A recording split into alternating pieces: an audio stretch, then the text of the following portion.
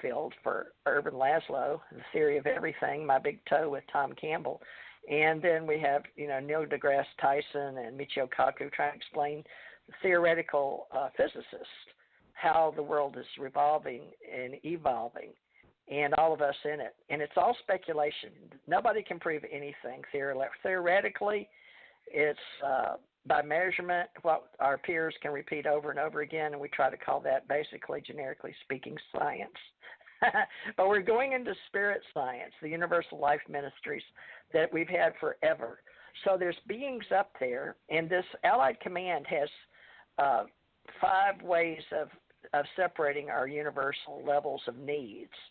And we'll get into that, and we're going to educate people, and based on the ascension age and where we're at universally speaking. So we're kind of colonizing and terraforming all over the universe and other universes.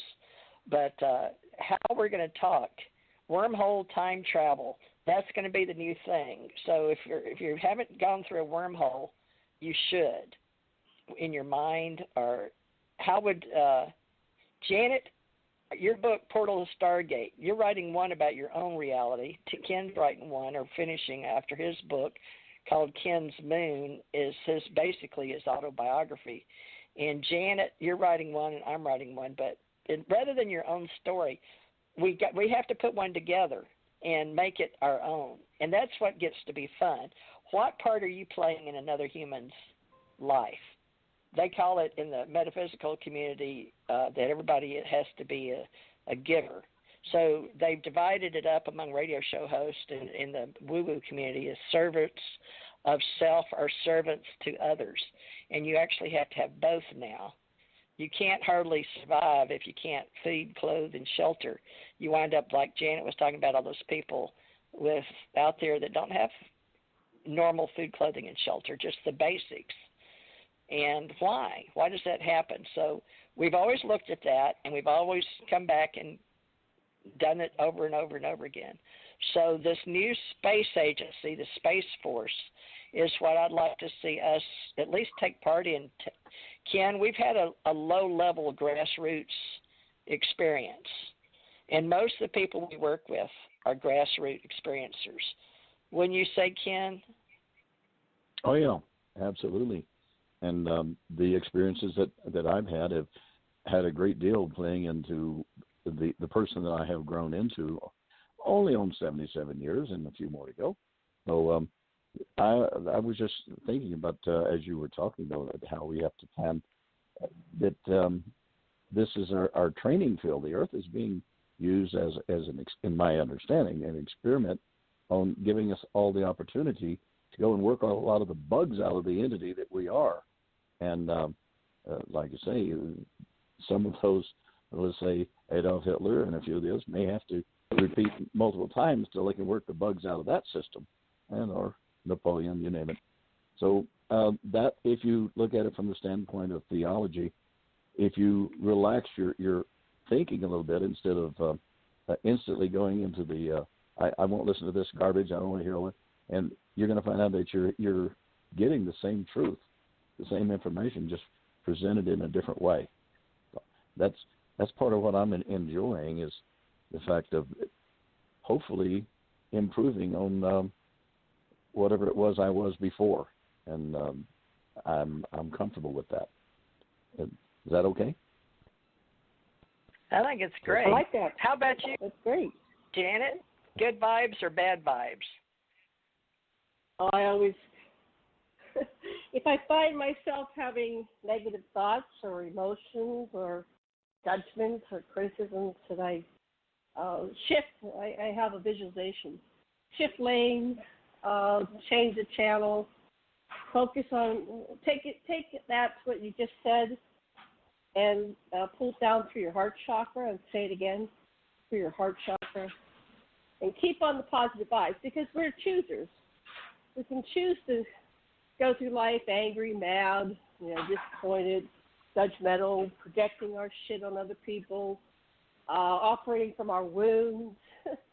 I see a lot of people, they go through life, they're like the walking wounded inner child, and they've never taken responsibility and gone and done the therapy and and gotten over it, so they continue to project their, say, pooping on people or vomiting on people your entire life. So, and I have facilitated hundreds, if not thousands of people to go through the process so they own it. They own it and take it back and reprogram that so they can go through life more consciously and kind and loving. And it's even more critical now because the world's so crazy to own your own shit, own your own stuff, and do your work. And so I always congratulate people and say, congratulations, you've done your work. And it's a lifelong process. It's not like you're going to do it once. You have to always keep, it's like you're driving down a road, and if you don't keep on course, you're going to start steering one way or the other. So you got to keep adjusting, or like on the ocean, you have to keep adjusting your course, or you're going to, go way off course. So that's kind of my final words. I'm going to have to go here. We have 10 or 9 minutes, so I might bug out here just a few minutes early because something came up. But I want to thank everybody for having me on today, and a great show, and much love to you, Ken and TJ, and thank you. To the audience, and aloha and blessings. So I have something happen here, and I got to go. Much love and blessings, everybody. Okay. Hey, aloha. Take care. Aloha. Thank you, Janet. Thank you for helping us. And TJ, okay, she's got something. I want to. Yes. I want to pick up on. I want to pick on something what you were talking about, having to do with communications, the speed of light, and what have you. One of the things that science is starting to, or metaphysical science is starting to accept the fact that thought and communications of thought travels at a speed faster than the speed of light, and that's something that our science or people are just starting to dig into and starting to understand that it's not just all pure mathematics. That you have to get into the metaphysical side of things, and that's awfully hard to do for some of us old scientists and engineers. It's not nut and bolts and stuff that we can see and telescopes or what have you, or you name it. Then it doesn't exist until we can understand what it is. And so I'm comfortable with contacts that I've had in my meditation stage, and it's going to be very interesting.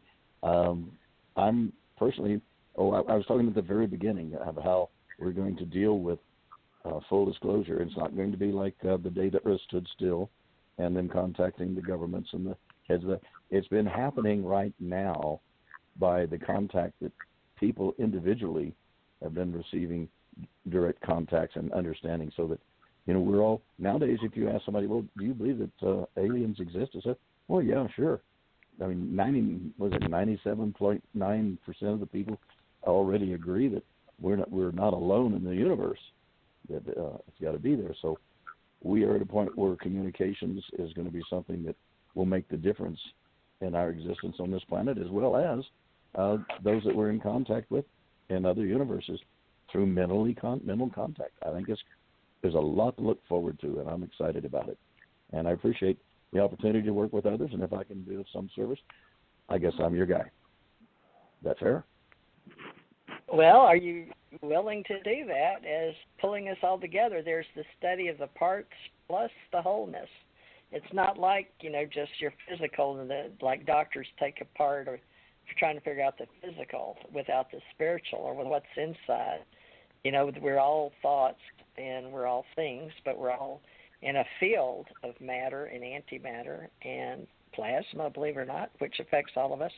But quantum physics is studying waves and particles and atoms and breaking down 3 parts in an atom. And, we've got quarks now, gluons, muons. So we're always breaking it down to the smallest micro and taking it as large as the largest macro. So whatever you want to call that.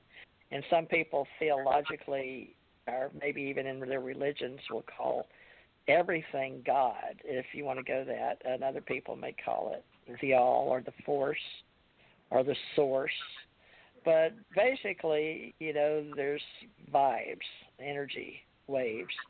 And we're learning how to use protons, positive, and neutrons, negative, and put them together, and they'll cancel out a phase in an atom. But we're learning how to do all this, folks. We're just learning how to communicate that. So if you'd like to play with us, please get in contact with us.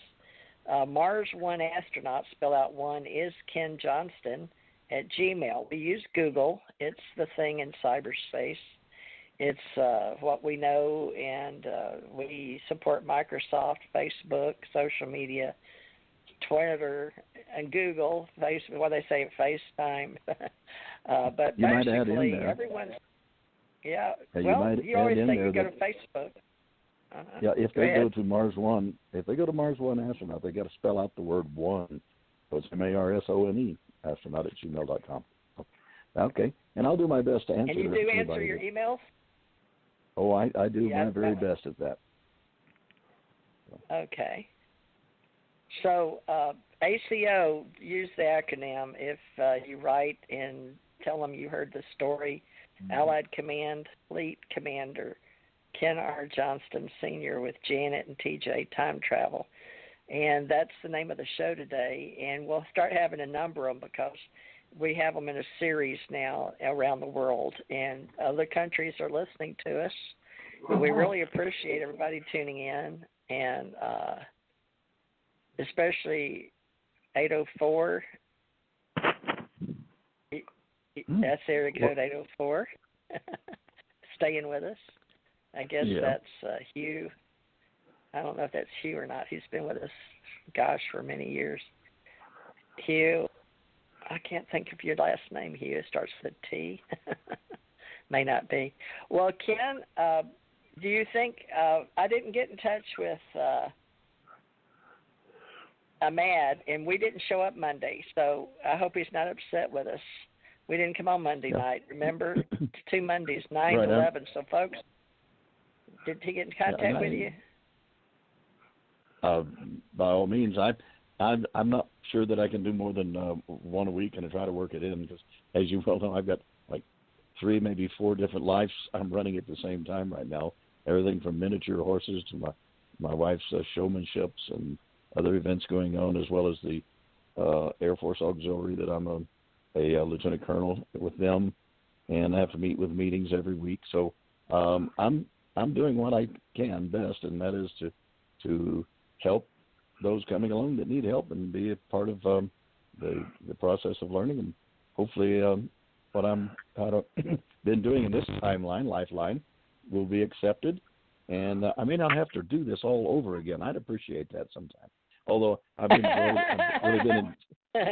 really been enjoying this lifetime because I'd have to know you in a past life, maybe different. Now, for people that don't know, correct me if I'm right here, are you 5'11" or 6 foot?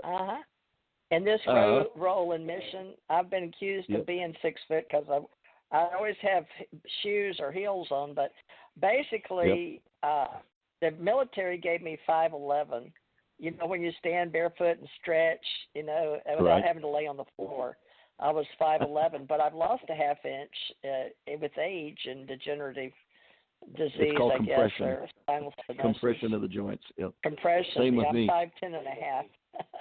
Oh, well, I can go any place that you tall people can go, and I don't bump my head because I'm down to about. I used to be 5'7"3/4. I never made it to 5'8". So, now my cousin Don Garrett was 6'6" and graduated from West Point and went into the Air Force at the time, whenever that's what they could do. And he said he'd get in one of these little fighter jets he got and taxiing out, and he'd hit the button to bring the canopy down on the top, and it crunches his helmet down inside, and he'd have to reach down and lower the seat so that he could fly in there. In my case, I don't have to worry about that. Sometimes I have to crank the seat up a little higher so I can see over the dashboard. So, at any rate, that's why we're different, and it gives us a new perspective, a different perspective of life. So I've enjoyed it. Right. I've enjoyed. Thank you for having me on, and if I'm only able to do it once a week, we'll do it that way. Or if it's important, you'll get a hold of me and yank my chain. Okay? Well, I'll have to show up Monday, I guess, and help him if I can remember. Folks, we love you for being here on the planet. And if you're off planet, thank you for listening to our radio waves. We hopefully are going to get our act together and get ourselves back out there helping with all you guys out there terraforming and colonizing in space. And we're welcoming this mysterious mission coming up.